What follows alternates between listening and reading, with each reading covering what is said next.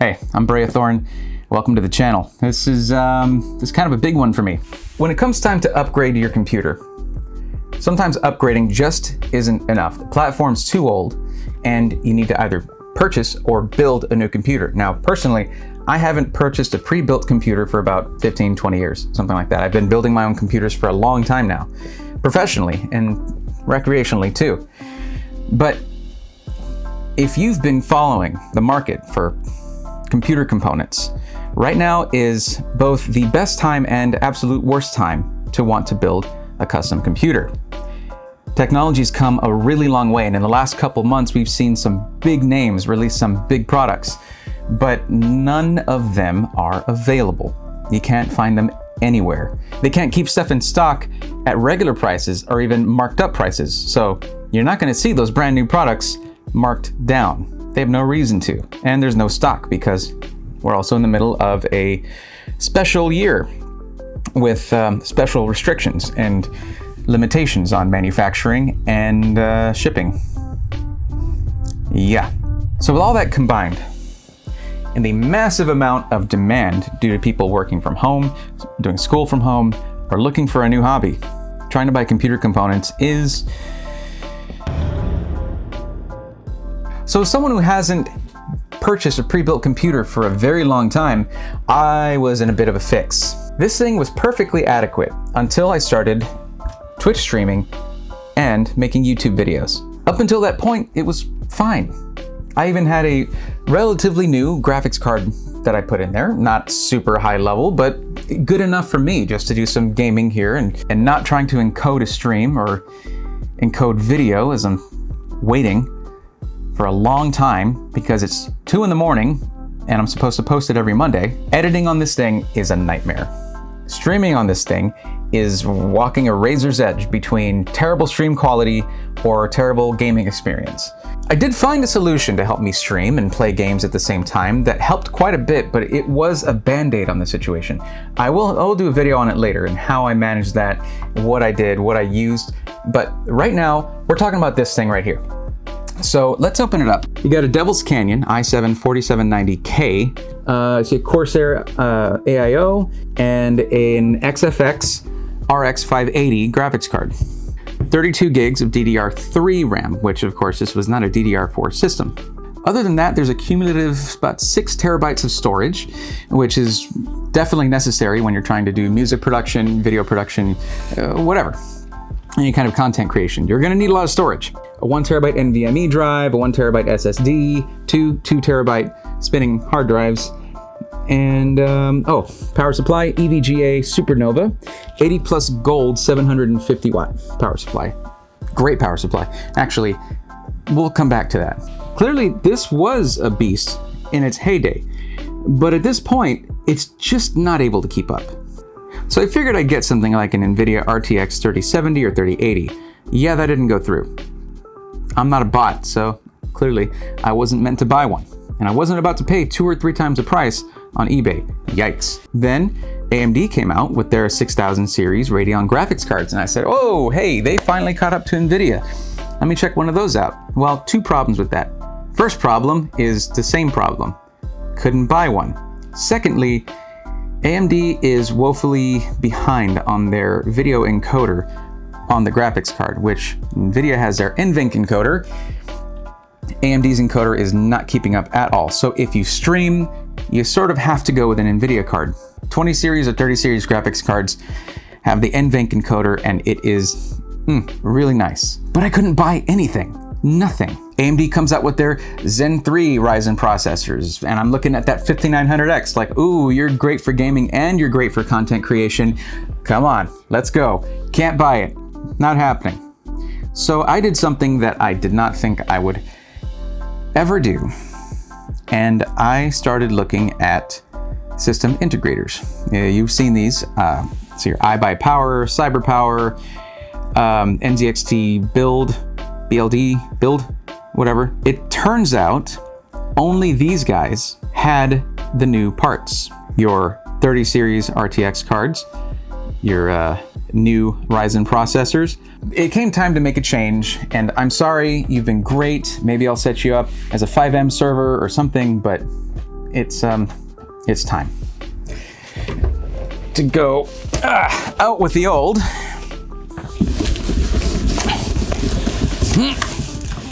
In with the new. Yeah, I bought a pre-built.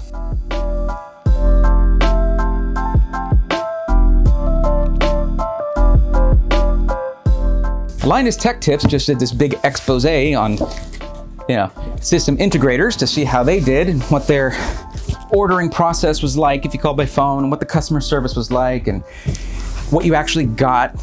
And iBuyPower did amazing. Their customer service was fantastic. I haven't seen the last video for that yet. I don't actually know if it's out yet. But yeah, so I bought this 4 days ago. Night, Black Friday Eve, also known as Thanksgiving, whatever. And it's already here.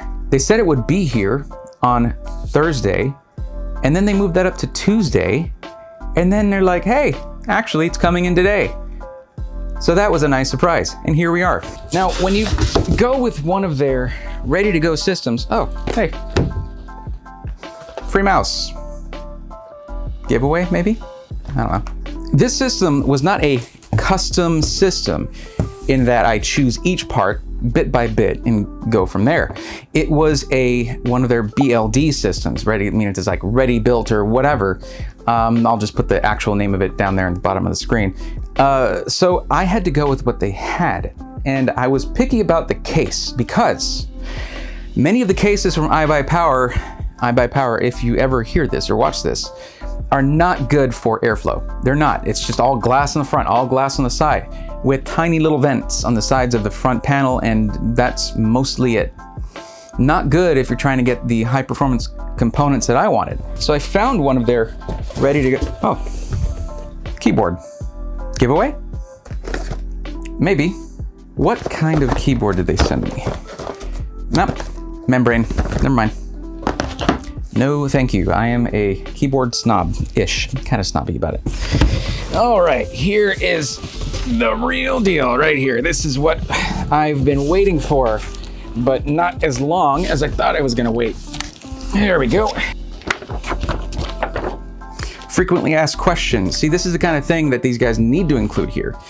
It tells you some things you need to know about getting a system like this shipped to you and what you should do when you first start. Nice. Stop. Knock it up. Useful for most. Anything else? This is it's like hot dog packing material, I guess. Kind of interesting. I didn't think I'd be able to get something like this. I didn't think I figured, I've got expenses. I have a full-time job, but I have expenses. I can't just go out and buy a computer just like that. And it turns out there were some good financing options, and it was really, really reasonable. So this turned out to be something I needed more and more every week as I realized I'm gonna keep doing this. I'm gonna keep making YouTube videos. I'm gonna keep streaming. Now, let's see it.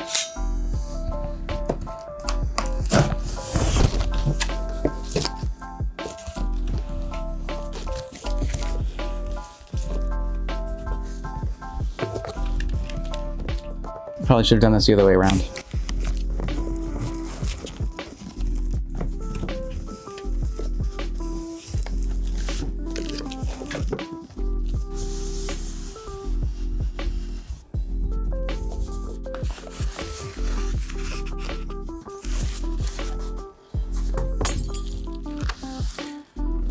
Always keep the box for your computer and the styrofoam for it, because if you have to move later, you've got the perfect box for putting your computer into and moving it around without destroying it.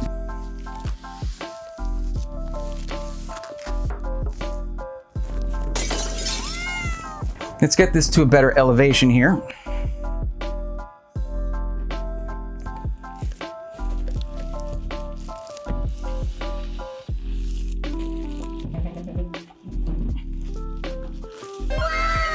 There it is.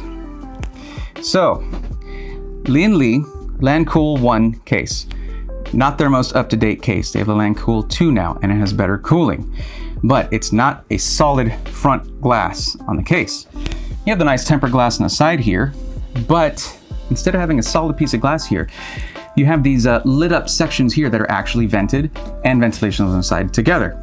Now, Steve from Gamers Nexus reviewed this case and said that it wasn't amazing on thermals, but it was adequate with the included fans. But we're not just going with the included fans, we're going to air cool the hell out of this thing. Okay, important, please read before turning on your system.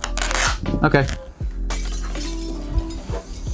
So, see this expanding packing material here? Very, very nice stuff. And it looks like the glass side panel here is chipped on the glass. So I'll talk to them about that and they'll probably just, okay, we'll send you another panel. Hey, I did document that I just opened this thing. So there we go. It goes back and then down, which is nice. It doesn't just fall, it actually hinges down a bit.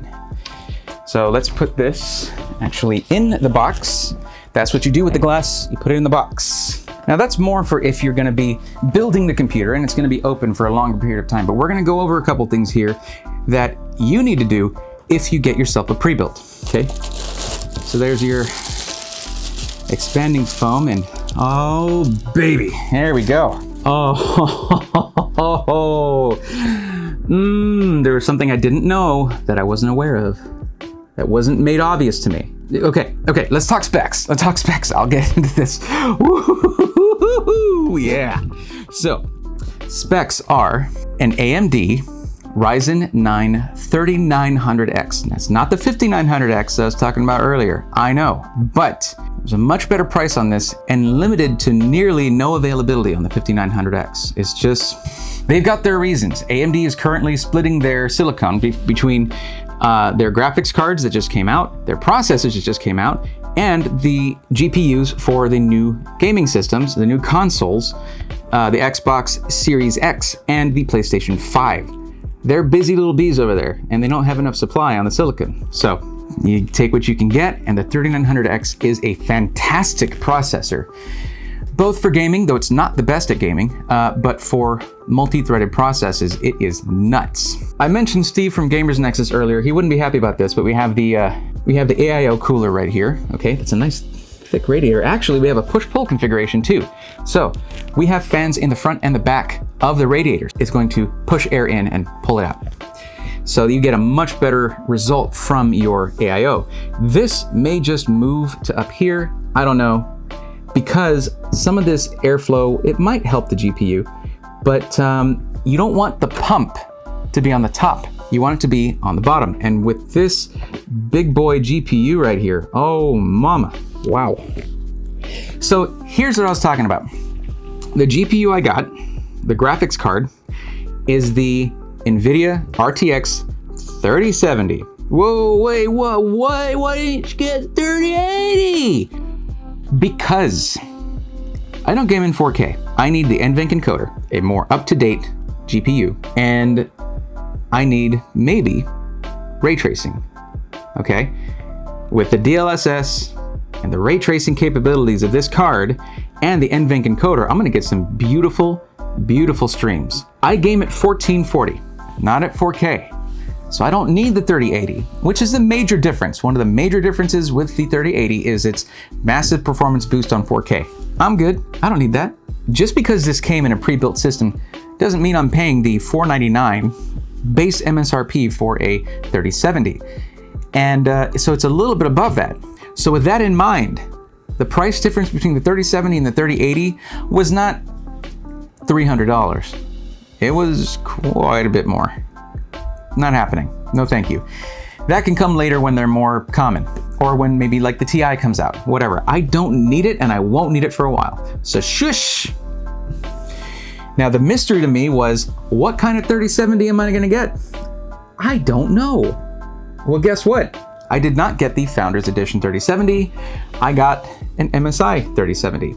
Now which version, that is an unknown to me. However, if you look at the 3070's form factor, it has two fans. This has got three. And if I'm not mistaken, the MSI 3070, whichever version this is, does have better thermals than the admittedly very good thermals on the Founders Edition 3070. Oh boy, this is exciting. Now, we've got the two very flashy RGB encrusted sticks of RAM.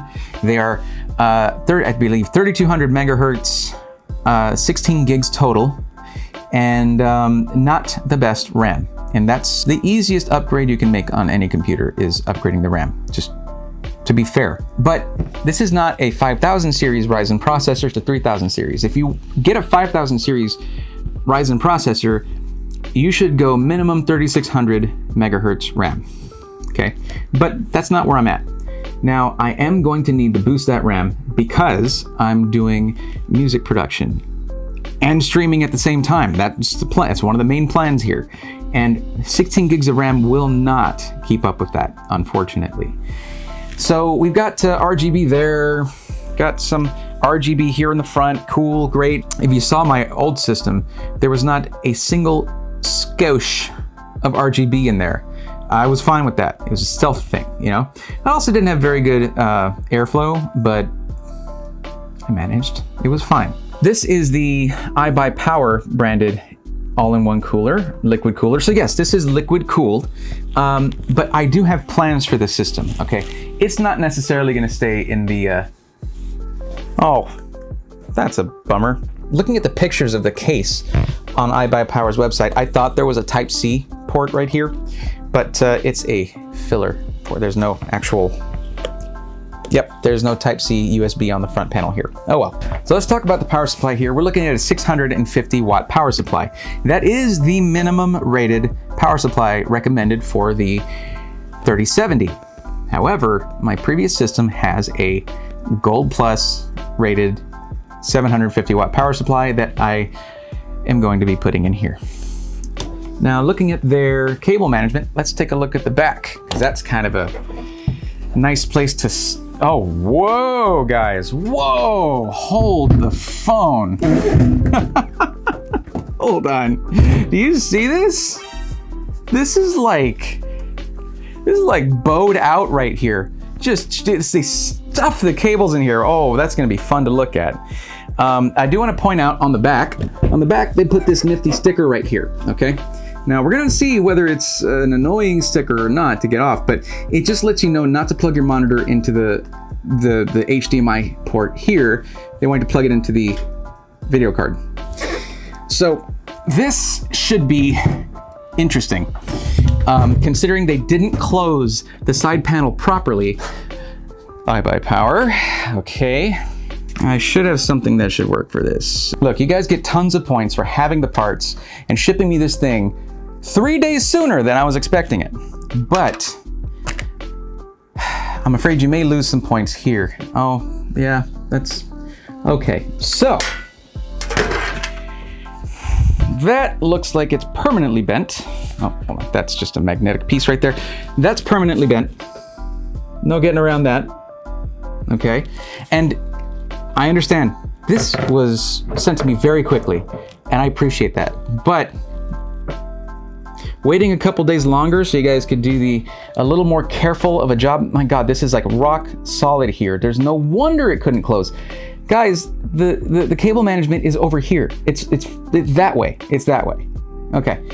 I can wait a couple days longer and not have permanent damage to my case. Just putting that out there. So this, I'm gonna have to redo the cable management.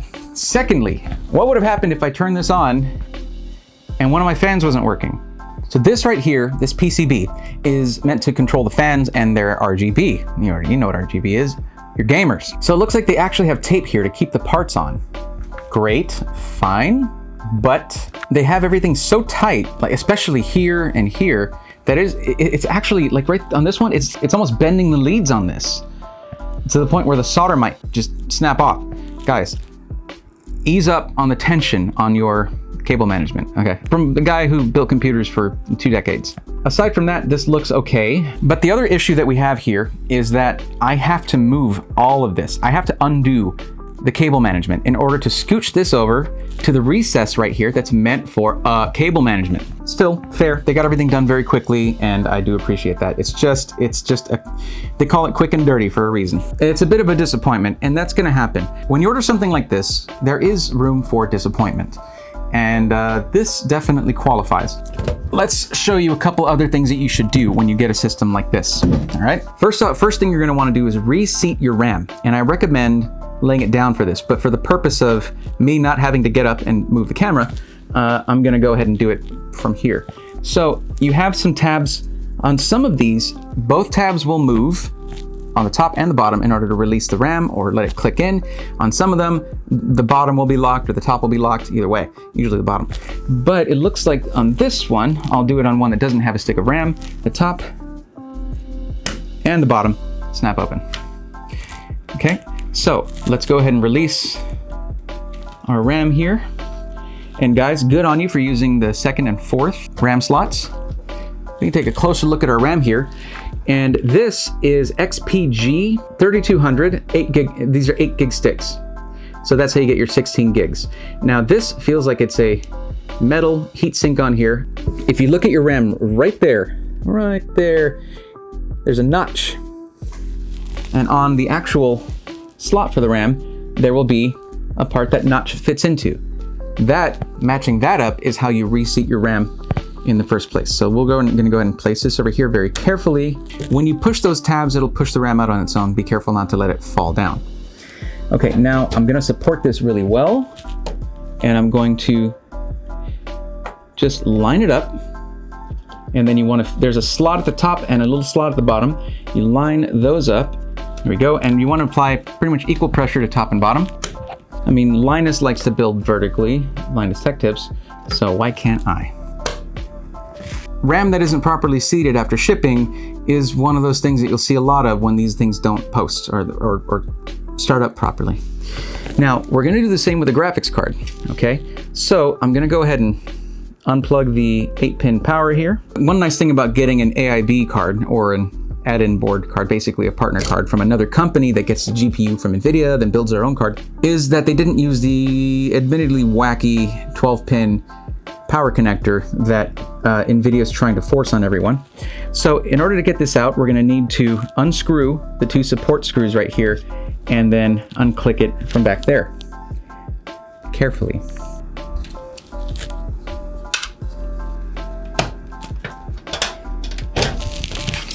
And now we can get a better look at our GeForce RTX 3070. Oh boy, that is pretty damn sexy. Looks like we're dealing with a plastic shroud. So this is not going to be MSI's top of the line card here, but it's going to be a massive upgrade from that RX 580. So we're looking at the GeForce RTX 3070 Ventus 3X OC. So this is supposed to be an overclocked 3070. We will see about that. That or it's supposed to be positioned to be overclocked, able to overclock, overclockable, because it's going to have supposedly better cooling than what comes with the Founders Edition card. Now it does look like they did the pass-through cooling style in their own way here with the extended heatsink and heat pipes, and then the fan that's going to be pushing air through that. And you're going to have, generally, you're going to have 2 fans turning clockwise and then the middle fan turning counterclockwise. That's the usual thing you see with these triple fan setups. Now, is there a BIOS switch here? Not that I see, which is interesting because so many of these will have a silent mode and an OC mode or overclock mode or performance mode or whatever they want to call it. So this one doesn't seem to have that. But you know what? I am not going to complain. We've got plastic backplate. We'll call that good. There's not going to be any RGB on this, which I don't care about. And yeah, so this is going to be like their entry-level overclocked card. This is like perfect for me. So I am pretty stoked about this. This right here is clearly the most important piece of the build. Now, having removed this and placed it aside on cardboard over here very carefully, we can actually see where they put the M.2 drive. Now, this I like. We can get a better look at the motherboard now. And this is a gigabyte X570 Gaming X. Now, I was really happy to see the X570 as the option for the motherboard because the X570 versus the B550 has been this big, great debate. And for someone who's just going to be playing video games on their computer, the B550 is just fine. What's the difference with the X570? Well, one of the big advantages for the AMD platform, the AMD chipset, is its utilization of PCIe Gen 4, which is a faster iteration of PCIe. And Intel does not have compatibility for that yet. But with the X570, you get more PCIe Gen 4 lanes. Now, with the Zen 2 processor that I have versus the Zen 3, I'm not going to get as much utilization of that, but it does do PCIe Gen 4, meaning it doesn't do much for graphics cards. Even that graphics card and the 3080, even the 3090 don't do much to saturate a PCIe Gen 4. That's how much bandwidth PCIe Gen 4 has. However, for storage, for M.2 NVMe storage, PCIe Gen 4 can make a difference for content creation, which, hey, what are you watching right now? Content that I created. So what they did here, and I like this, I'm assuming that this socket right here for M.2 that has heatsink on top of it, right there, is going to be the Gen 4 PCIe slot for M.2 storage. So they took this Western Digital Blue SN550 1TB NVMe SSD right there, and they put it in the PCIe Gen 3 slot because it's PCIe Gen 3. It's not a Gen 4 SSD. So that was great because then you can take this little thing off and put a Gen 4 SSD right there for your ultra fast storage. I like that. And I'm taking this out. I have a lot of music production software, plugins, VSTs, things like that, that I purchased over time that have specific licenses to the operating system I had on my old computer. With Windows 10, you can just migrate it to new hardware, and it has built-in features that will adopt that new hardware, no problem. And that's what I'm gonna be trying to do tonight. It's getting late. I need to do this quickly because I need to get a thumbnail made and a final look at the highlight video that's supposed to go up tonight because this is Monday, a week before this video is going to go up. So I don't like the placement of the radiator here. The hoses need to be at the bottom, but that's not going to work very likely with the graphics card we have here. I may need to migrate that to the top and not do a push-pull configuration with the fans here. I'll just have fans pulling cool air through here and then fans blowing air up. That might work. It should work because I should be able to put them pretty far out here to the edge, and it should not affect this RAM, although this RAM is quite tall. That's the downside to RGB RAM. It's going to be taller than most non-RGB RAM. So I'm going to go ahead and leave the, oh my God, oh, the phone. That is like bent right there. Oh, guys. Oh. So this is a USB 3.0 header so that the USB 3.0 ports on the front panel here can work, and it's like pushed up. I am not super thrilled about the way that they did this. It is hardly ideal, we'll put it that way, okay? They see that because there's a thumb screw right here, and they left the thumb screw in. It's just bad placement. So in order to get this here, it looks like it's kind of bent up. It should be okay. It's just the cable management is too tight. I'm gonna look to make sure they didn't pack the extra motherboard pieces and screws and whatnot in the bottom here in the basement where the power supply goes.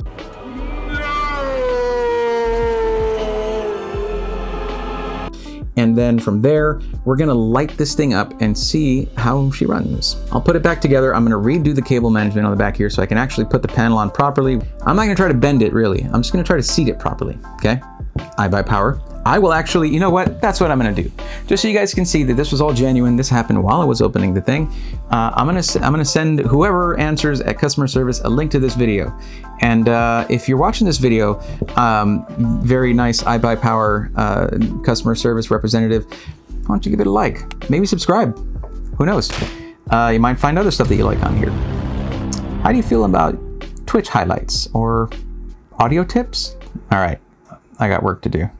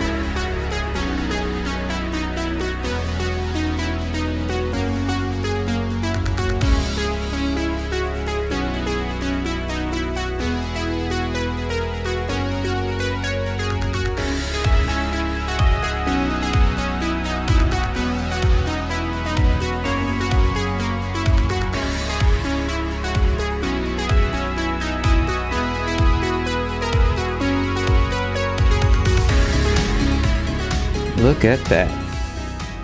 It does look pretty sweet. There it is, in all its glory. I think it looks pretty nice. Now at this point, I've actually made some changes to it, but that's going to have to be for the next video. In the next one, I'm going to go over what changes I've made, other than what you just saw, and what the upgrade path is going to be for me going forward. Far forward. We're good for now. But this one, just the unboxing, talking about the experience of ordering it, and how I felt about what I received. And that's pretty much it. So what I'd like you to do, go down to the comments and let me know what you thought of my first montage. That was a big first for me. I had fun with it, actually. Hope you like it. I'd love to hang out with you guys on stream, so if you want to see this thing in action, come check me out every Sunday and Thursday at 8:30 p.m. Central, twitch.tv/Braithorn. I hope to see you there. Until then, take care.